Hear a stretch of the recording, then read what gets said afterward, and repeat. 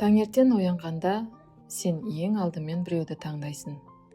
Көптеген әйелдер әрбір жаңа күнді басқа адамдар туралы ойлаудан бастайтынын тіпті байқамайды.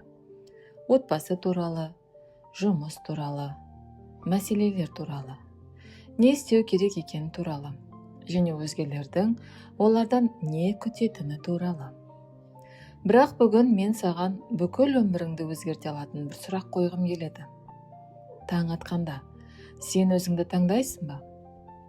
Мүмкін дәл қазір бұл саған өзімшілдік сияқты көрінетін шығар.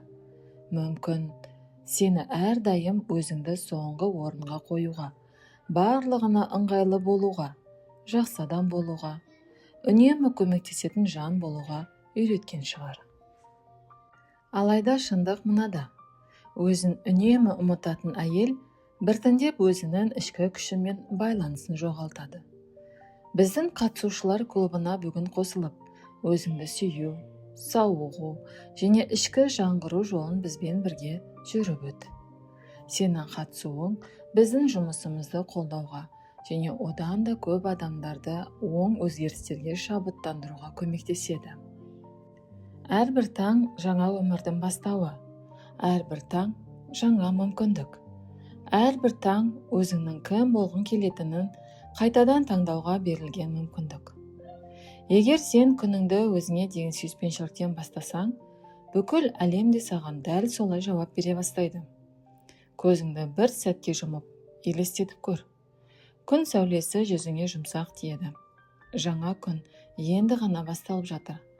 Әдеттегі алаңдаушылықтың орнына сен тыныштықты сезінесің. Күмәннің орнына сенімділік келеді. Шаршаудың орнына қуат пайда болады.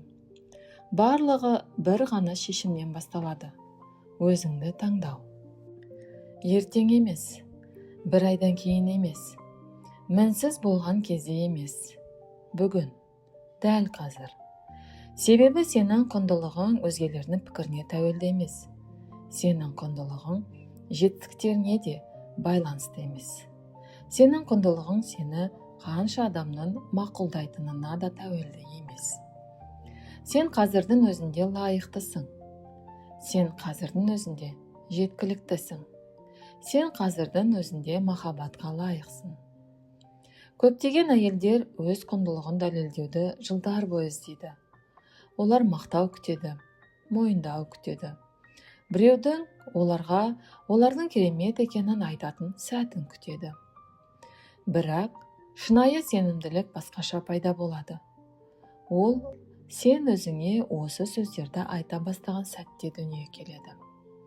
Әрбір таң сайын, әрбір күні қайта.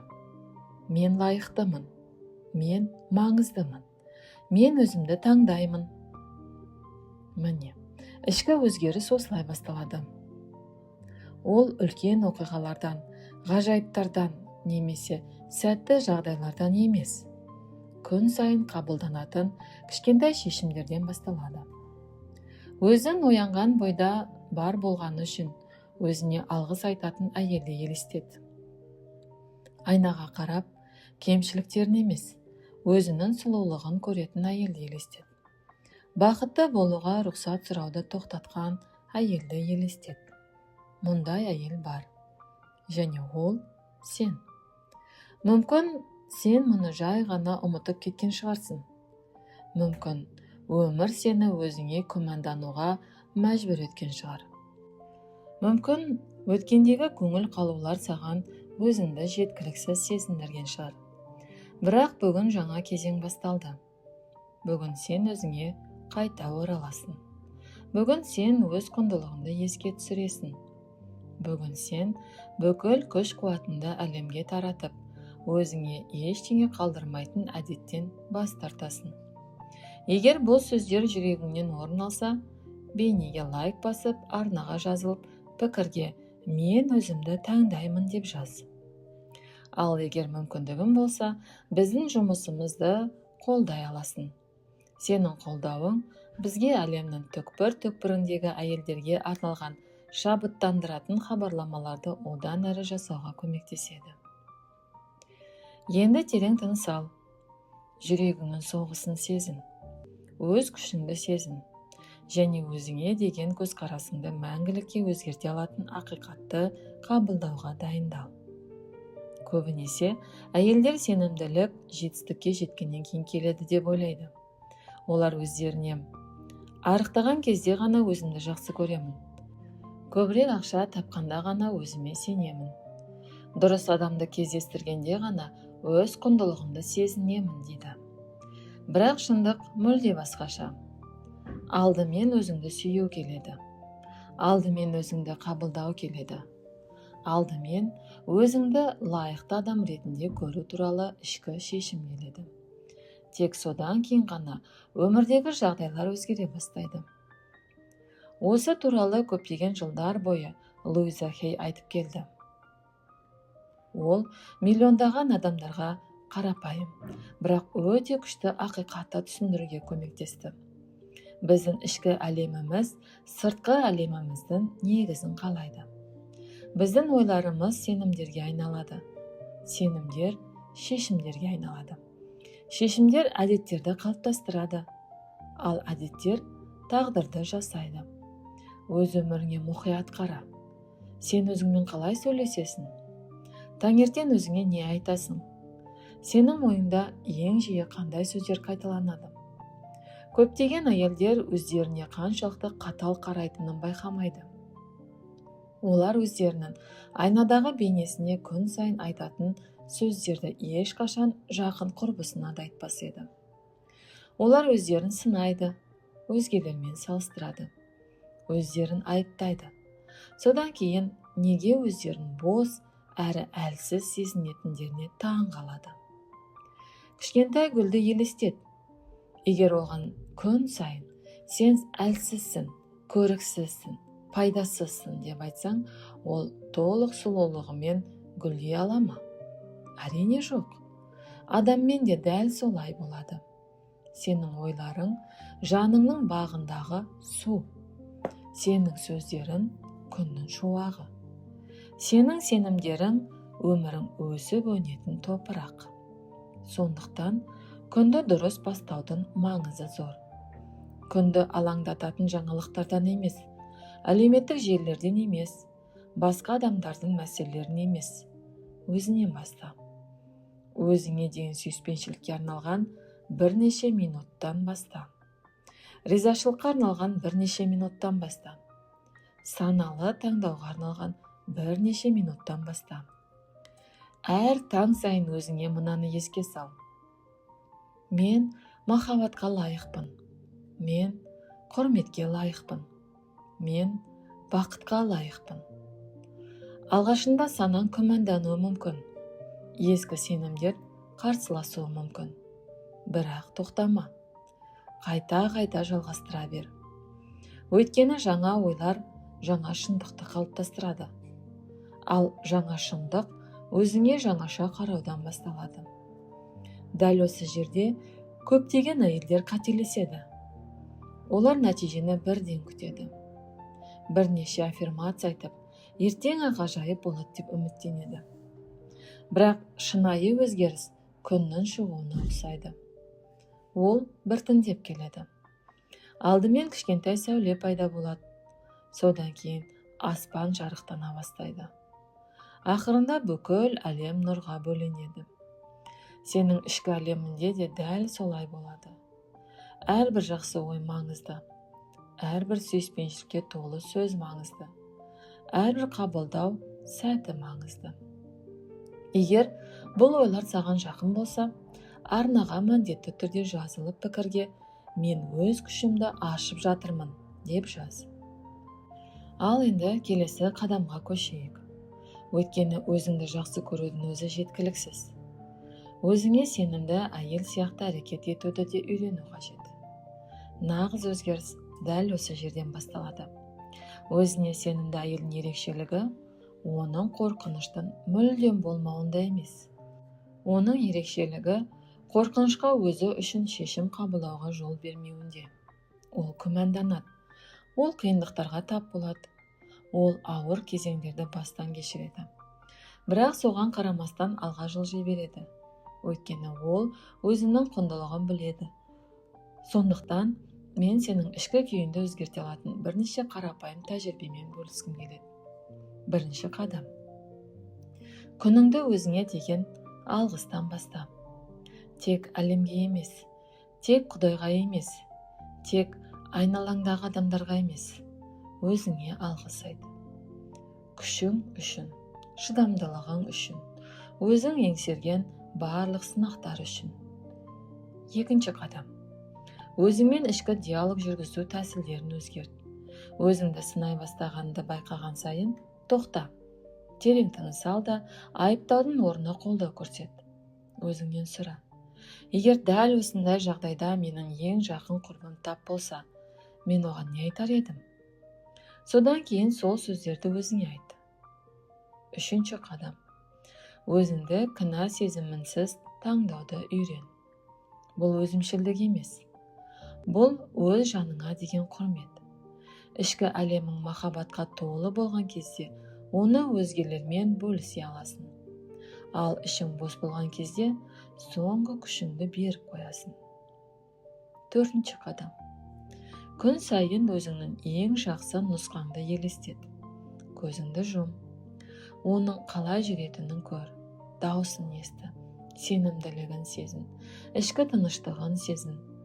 Сосын бір маңызды нәрсені түсін.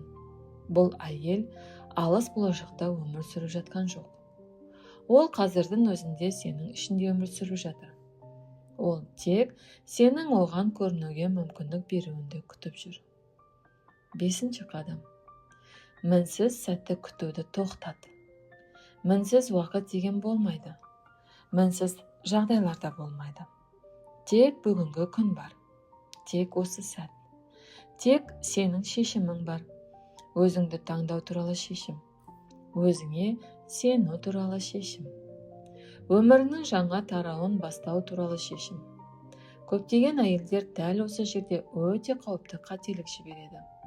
Олар алдымен барлық қорқыныштарынан арылу керек деп ойлайды. Бірақ қорқыныш әрекетке дейін жоғалмайды. Қорқыныш әрекеттің арқасында жоғалады.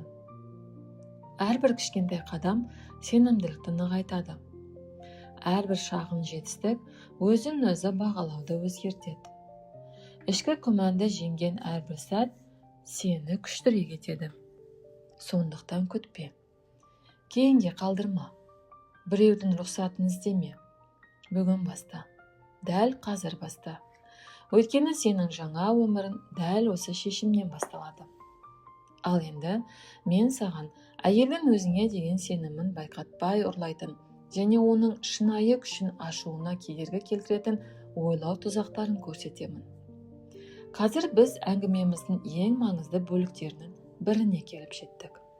Өйткені әйел өзін жақсы көре бастағанда, аффирмациялар айтып, жақсы өмірге қадам жасай бастағанда, оны байқатпай артқа тартып жіберетін жасырын ойлау тұзақтары болады. Ең қауіптісі, адамдардың көпшілігі олардың бар екенін байқамайды. Олар әдетке айналады, өмір салтына айналады.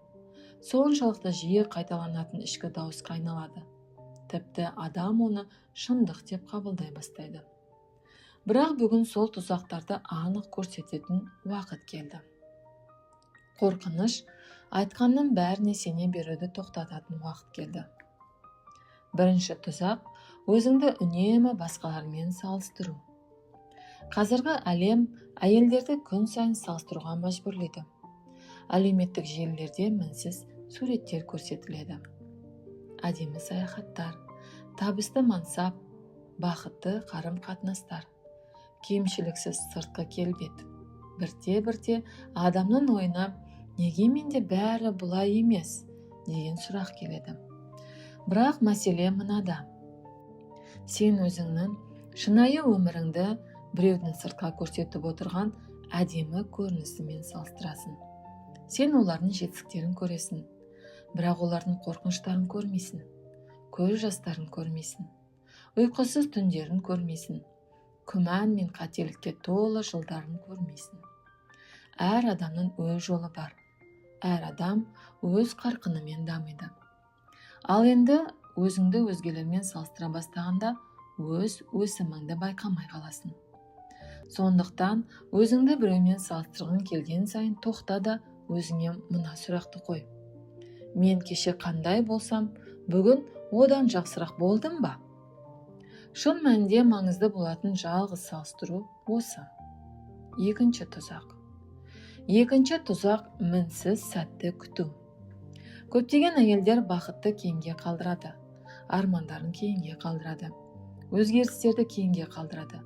Олар өздеріне уақытым көбейгенде бастаймын, ақшам көбейгенде бастаймын, өзіме сенімді болғанда бастаймын, балаларым өскенде бастаймын, жағдайлар өзгергенде бастаймын дейді. Бірақ өмір дәл осы күтулердің арасында өтіп кетеді. Шындық мынада: мінсіз сәт ешқашан келмейді. Әрқашан қандай да бір қиындық болады. Әрқашан күте тұруға себеп табылады. Әрқашан жеткіліксіз болып көрінетін жағдайлар болады. Бірақ өзіне сенімді әйелдер бір маңызды нәрсені түсінеді. Олар дайын болған кезде бастамайды. Олар әрекет ете жүріп дайын болады. Сенімділікті тудыратын әрекет, керісінше емес. Үшінші тұзақ: барлығына ұнауға тырысу. Бұл эмоционалдық шаршаудың ең кең тараған себептерінің бірі. Көптеген әйелдер жоқ дегісі келсе де иә деп айтуға үйреніп қалған. Олар өзгелердің көңілін қалдырудан қорқады, дөрекі болып көрінуден қорқады, басқа адамдардың махаббатынан айырылып қалудан қорқады. Бірақ бір шындықты қабылдау қажет. Сен айналаңдағы барлық адамды бақытты етуге міндетті емессің. Бұл мүмкін емес. Қанша тырыссаң да әрқашан риза болмайтын біреу табылады. Сондықтан үнемі мақұлдау іздеудің орнына өз ішіңмен үйлесім табуға тырыс. Өзіңнен сұра: бұл менің амандығым мен бақытымды қолдай ма? Осы шешімді қабылдау арқылы мен өзімді құрметтеп тұрмын ба? Егер жауабың жоқ болса, мүмкін өзіңді таңдайтын уақыт келген шығар. Төртінші тұзақ: өткен қателіктердің көлеңкесінде өмір сүру. Көптеген әйелдер бірнеше жыл бұрын болған оқиғалардың ауыр жүгін ұзақ уақыт бойы арқалап жүреді. Олар қайта-қайта ескі оқиғаларға оралады. Сәтсіз қарым-қатынастарға, қате шешімдерге, бір кездері жанын жаралаған сөздерге. Бірақ өткенді өзгерту мүмкін емес. Кешегі күнді қайта жазу мүмкін емес. Уақытты кері қайтару мүмкін емес. Алайда өз өткеніңе деген көзқарасыңды өзгертуге болады. Әрбір қателік саған бір нәрсе үйретеді. Әрбір сынақ сені күшейтті. Әрбір құлау сені данарақ етті. Сен кеше қандай адам болсаң, мәңгі сол адам болып қалуға міндетті емессің. Сенің қайтадан бастауға құқың бар. Дәл қазір. Бесінші тұзақ: мен жеткілікті жақсы емеспін деген сенім. Бұл көптеген ішкі азаптардың түп тамыры. Дәл осы ой әйелдерді өздеріне күмәндануға мәжбүрлейді. Мүмкіндіктерден бас тартқызады. Дарындарын жасыруға итермелейді. Өз жетістіктерін бағаламауға үйретеді. Бірақ мен саған маңызды бір нәрсені еске салғым келеді. Сен бұл дүниеге кездейсоқ келген жоқсың. Сенің бойыңда қайталанбас құндылық бар, қабілеттер бар, сұлулық бар, күш бар, жарық бар. Оны ешкім алмастыра алмайды. Бұл жарық басқа адамдардың мақұлдауынан жарқырай түспейді. Өйткені ол қазірдің өзінде сенің ішінде бар. Сенің міндетің оған жарқырауға мүмкіндік беру. Өзін басқалармен салыстырмайтын әйелді елестет. Мінсіз сәтті күтпейтін әйелді елестет. Басқалардың үміті үшін өмір сүрмейтін әйелді елестет. Өткеннің жүгін арқаламайтын әйелді елестет. Өз құндылығына күмәнданбайтын әйелді елестет. Оның қалай сөйлейтінін байқап көр. Қалай жүретінін көр. Қалай шешім қабылдайтынын көр. Айнаға қалай қарайтынын сезін. Осы әйелді жүрегіңмен сезін. Оны анық көр. Оның тірлеуіне мүмкіндік бер. Өйткені дәл осындай әйел болуға сен қабілеттісің. Бірнеше жылдан кейін емес, бір күні емес, дәл бүгіннен бастап, әрбір жаңа шешім сенің сенімділігіңді нығайтады. Әрбір жаңа ой, жаңа шындықты қалыптастырады.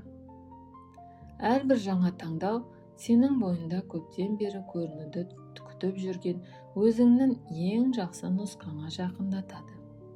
Ең кереметі, бұл жол әлде қашан басталып қойған. Сен бұл сөздерді кездейсоқ тыңдап отырған жоқсың. Сен дәл осы жерде бекер тұрған жоқсың. Өйткені сенің жаның өзгеріске дайын.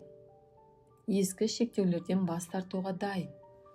Өзінің шынайы құндылығын көрсетуге дайын. Өзінің шын мәнінде кім екенін еске түсіруге дайын. Ал енді келесі бөлімде біз соңғы қадамды жасаймыз. Біз барлық айтылған ойларды біріктіріп, ертеңгі таңнан бастап өмірінің жаңа тарауын бастауға көмектесетін күшті ішкі серпіліс қалыптастырамыз. Міне, біз осы сапардың ең маңызды сәтіне де жеттік. Мүмкін әңгімеміз барысында сен ішіңде әлде қашан ұмытылып кеткен бір нәрсенің ояна бастағанын сезінген шығарсың. Бұл жаңа адам емес. Бұл сенің басқа нұсқаңда емес. Бұл нағыз өзің. Әрқашан сенің бойыңда өмір сүрген, бірақ ұзақ уақыт бойы күмәннің, қорқыныштың, көңіл қалудың және өзгелердің үміттерінің астында жасырып қалған әйел. Бүгін мен саған жай ғана шабыттандыратын ой ұсынғым келмейді. Мен саған шынайы сын, қатер ұсынғым келеді. Өміріңнің бағытын өзгерте алатын сын қатер. Өйткені үлкен өзгерістер жағдай өзгерген кезде басталмайды. Олар адамның өзі туралы жаңа шешім қабылдаған сәттен басталады. Сондықтан мен сені алдағы 7 күнді мүлдем басқаша өткізуге шақырамын. Бар болғаны 7 күн. Бір ай емес, бір жыл емес, бүкіл өмір емес, тек 7 күн. Бірақ осы 7 күннің әрбір таңы бір қарапайым әрекеттен басталуы тиіс. Телефонды қолға алмас бұрын, жаңалықтарды ашпас бұрын, міндеттеріңді еске түсірмес бұрын, өзіңе назар аудар. Өзіңнің бар екенді сезін, терең тыныс ал.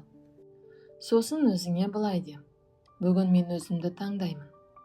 Мұны жай ғана айту үшін емес, шынайы түрде, саналы түрде, сүйіспеншілікпен. Осыдан кейін бірнеше минутыңды алғысқа арна. Бірақ тек әлемге емес, тек тағдырға емес, тек Құдайға емес, өзіңе алғыс айт. Басыңнан өткен барлық сынақтар үшін өзіңе рахмет айт. Қиын болғанымен берілмеген сәттерің үшін алғыс айт. Ешкім сенің көз жасыңды көрмесе де алға қарай жүре берген күндерің үшін алғыс айт. Қиын кезеңдерден өтуге көмектескен күшің үшін алғыс айт. Әлі күнге дейін сүйе білетін жүрегің үшін алғыс айт. Үміттің үзбейтін жаның үшін алғыс айт. Дәл қазір кім болып тұрғаның үшін алғыс айт. Содан кейін күні бойы өз ойларыңды бақылауды баста. Өзіңді айыптама. Өзіңмен күреспе. Тек байқа. Сын айтатын ой пайда болған сайын тоқта да оны жұмсақ түрде қолдауға ауыстыр. Егер ішкі даусың мен жеткілікті жақсы емеспін десе, сен оған мен өз құндылығымды көруді үйреніп жатырмын деп жауап бер. Егер ол менің қолымнан келмейді десе, сен мен өзіме байқап көруге мүмкіндік беремін деп жауап бер. Егер ол мен бақытқа лайық емеспін десе, мен махаббат пен құрметке лайық болып дүниеге келдім деп жауап бер. Ішкі әлемді қайта бағдарламалау дәл осылай басталады. Келесі қадам күн сайын өзің үшін кем дегенде бір әрекет жасау. Кішкентай болса да, шынайы әрекет. Мүмкін бұл серуен болар. Мүмкін кінә сезімінсіз демалу болар. Мүмкін күш қуатында сарқып жүрген нәрседен бас тарту болар. Мүмкін ұзақ уақыт кейінге қалдырылған әңгіме болар. Мүмкін өз уақытын күтіп жүрген шешім болар. Әрекеттің көлемі маңызды емес. Маңыздысы өз құндылығыңды тек сөзбен емес, ісіңмен дәлелдей бастау. Өте маңызды бір нәрсені түсіну керек. Осы 7 күн ішінде санаң қарсыласуы мүмкін. Ескі сенімдер күрессіз кеткісі келмейді. Ішкі сыншын бұрынғыдан да қатты сөйлей бастауы мүмкін. Қорқыныш сені қайтадан бұрынғы күйіңе қайтаруға тырысуы мүмкін. Бұл қалыпты жағдай. Бұл сенің қате бағытта келе жатқанды білдірмейді. Керісінше, көп жағдайда дәл осы қарсылық шынайы өзгерістердің басталғанын белгісі болады. Сондықтан жайсыздықтан қорықпа. Уақытша күмәндарға бола тоқтама. Алға қарай жүре бер. Топырақтың тереңінде жатқан дәнді елестет. Бір күні ол өне бастайды. Бірақ күн сәулесіне жетпес бұрын ол қалың топырақ қабатын жарып шығуы керек. Дән үшін бұл үлкен кедергі болып көрінеді. Алайда дәл сол күш-жігердің арқасында жаңа өмір пайда болады. Адаммен де дәл солай. Кейде өзіңнің жаңа болмысыңа жету үшін ұзақ уақыт бойы ұстап тұрған ішкі шектеулерден өту қажет болады. Бірақ қозғалысты тоқтатпасаң, міндетті түрде серпіліс сәті келеді. Бір күні таңертең өзгерісті байқайсың. Бастапқыда ол өте нәзік болуы мүмкін. Сен өз өмір сүріп жүргенің үшін кешірім сұрауды тоқтатасың. Әрбір әңгімеден мақұлдау іздеуді қоясың. Басқалардың пікіріне сабырлырақ қарай бастайсың. Айнадағы бейнеңе жиі күлімсірейсің. Бұрын мазасыздық болған жерде ішкі тыныштық пайда болады. Нағыз өзгеріс дәл осылай көрінеді. Ол қатты жарылыс сияқты келмейді. Ол таң шапағы сияқты келеді. Баяу, әсем, тоқтатуға болмайтындай. Есіңде болсын. Өзіне сенімді әйел бір күні таңертең сиқырдың әсерімен пайда болмайды. Ол әрбір таңдаудан қалыптасады. Әрбір ойдан, әрбір сөзден, әрбір әрекеттен. Өзіңді сынаудың орнына өзіңді құрметтеуді таңдаған сайын ол күшейе түседі. Қорқыныштың орнына махаббатты таңдаған сайын ол жарқырай түседі. Күмәннің орнына алға жылжуды таңдаған сайын ол еркін бола түседі. Сондықтан сенің болашағың дәл бүгін қалыптасып жатыр. Қазір өзіңді бір жылдан кейін елестет. Күн сайын өзің таңдаған әйелді елестет. Өзін құрметтеген әйелді елестет. Өз құндылығына сенген әйелді елестет. Өз өмірінің авторына айналған әйелді елестет. Өзімен сүйіспеншілікпен сөйлеуді үйренген әйелді елестет. Армандарын енді жасырмайтын әйелді елестет. Өзінің құндылығын білетін әйелді елестет. Оның жүзіне қара. Қуатын сезін, даусын тыңда. Ол күлімсіремейді. Ол сабырлы. Ол өзіне сенімді. Ол еркін. Ең ғажайып нәрсе, бұл әйел алыс болашақта өмір сүріп жатқан жоқ. Ол қазірдің өзінде сенің ішінде. Сондықтан ертеңгі таңнан бастап қарапайым таңдау жаса. Дүйсенбіні күтпе. Жаңа айды күтпе. Ерекше бір белгіні күтпе. Сенің белгің қазірдің өзінде осында. Осы сәт бастама. Осы тыныс бастама. Осы шешім бастама. Өзіңді қайта-қайта таңда. Әрбір таң шапағында, әрбір жаңа күнде, әрбір жаңа қадамда. Өмір сенің өзіңе деген сеніміңді сынауға тырысқанда, бір қарапайым ақиқатты ұмытпа. Сен махаббатқа лайық болу үшін мінсіз болуың керек емес. Құнды болу үшін кемшіліксіз болудың міндетті емес. Бақытқа лайық болу үшін өзгелердің үмітін ақтауға міндетті емессің. Сен қазірдің өзінде лайықтысың. Қазірдің өзінде құндысың. Қазірдің өзінде жеткіліктісің. Бұл сөздер жүрегіңде сақталсын. Олар ертеңгі таңында сенмен бірге болсын. Олар сенің жаңа ішкі даусыңа айналсын. Күмән пайда болған сайын, осы қарапайым сөздерге қайта орал. Мен өзімді таңдаймын. Өйткені өзін таңдаған әйел өз өмірін өзгерте бастайды. Ал өмірін өзгерткен әйел өз әлемін өзгертеді. Егер бұл үндеу жүрегінен орын алса, жаңа шабыттандырылған кездесулерді жіберіп алмау үшін осы арнаға міндетті түрде жазыл. Пікірге «Бүгін мен өзімді таңдаймын» деп жаз. Сенің сөздеріңді оқу мен үшін үлкен қуаныш болады. Ал қазір терең тыныс ал. Өзіңе күлімсіре. Өз күшіңді сезін. Өз сұлулығыңды сезін. Өз құндылығыңды сезін.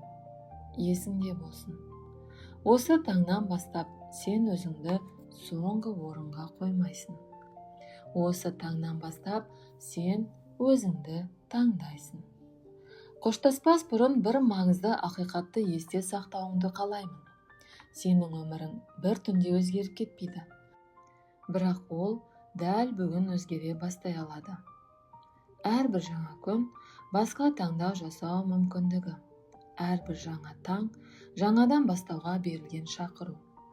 Бұрын өзіңе қанша рет күмәнданғаның маңызды емес. Армандарыңды қанша рет кейінге қалдырғаның да маңызды емес. Бүгін сенің алдыңда жаңа есік ашылып тұр. Есіңде болсын. Сенімділік ешқашан қорқыныш сезінбейтін адамдарға келмейді. Ол қорқынышқа қарамастан алға жүре беретін адамдарға келеді. Кешегі күнге қарағанда бүгін өзіңе сәл көбірек сенген сайын жаңа өмірінің іргетасын нығайтасың. Кішкентай қадамдар алғашында маңызды емес болып көрінеді. Бірақ дәл сол қадамдар бір күні үлкен өзгерістерге алып келеді. Өткеніңнің болашағыңды анықтауына жол берме. Сенің қателіктерің сенің болмысың емес. Сенің сәтсіздіктерің сенің тағдырың емес. Басыңнан өткеннің бәрі өмір тарихыңның бір бөлігі болды. Бірақ олар сенің мүмкіндіктерінің шекарасына айналмауы керек. Сен өзің ойлағаннан да әлде қайда күштісің. Әлде қайда дана жансың. Әлде қайда көркемсің. Ертең таңертең көзіңді ашқанда осы сәтті есіңе түсір. Өзің айналуға шешім қабылдаған әйелді есіңе түсір. Өз күшіңді есіңе түсір. Өз құндылығыңды есіңе түсір. Әлем сенің назарыңды талап ете бастамай тұрып, бірнеше минутыңды өзіңе арна. Өзіңді сүю сирек болатын оқиға емес, күнделікті әдетке айналсын. Өзіңді гүлденген әсем бақ ретінде елестет. Егер оған қамқорлық жасалса, ол жайқалып гүлдейді. Егер ол сүйіспеншілікпен, ризашылықпен және ізгі ойлармен суарылса, ол сұлулық пен үйлесімнің мекеніне айналады. Сенің жаның да дәл солай гүлдейді. Өзіңе күн сайын салған әрбір игі нәрсе уақыт өте келе міндетті түрде жемісін береді. Сондықтан осы үдеріске сен. Асықпа. Өзіңнен мінсіздік талап етпе. Тек өзіңді таңдауды жалғастыра бер. Күн сайын, таң сайын, қадам сайын нағыз ішкі күш дәл осылай пайда болады.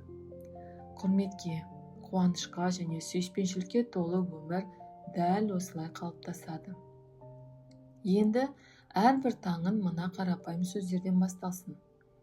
Мен лайықтымын. Мен құндымын. Мен өзімді таңдаймын. Бұл сөздерді сеніммен айт. Бұл сөздерді сүйіспеншілікпен айт. Олар жүрегіңнің бір бөлігіне айналғанша қайталай бер. Өйткені өзін таңдайтын әйел өзгелерге үлгі болады.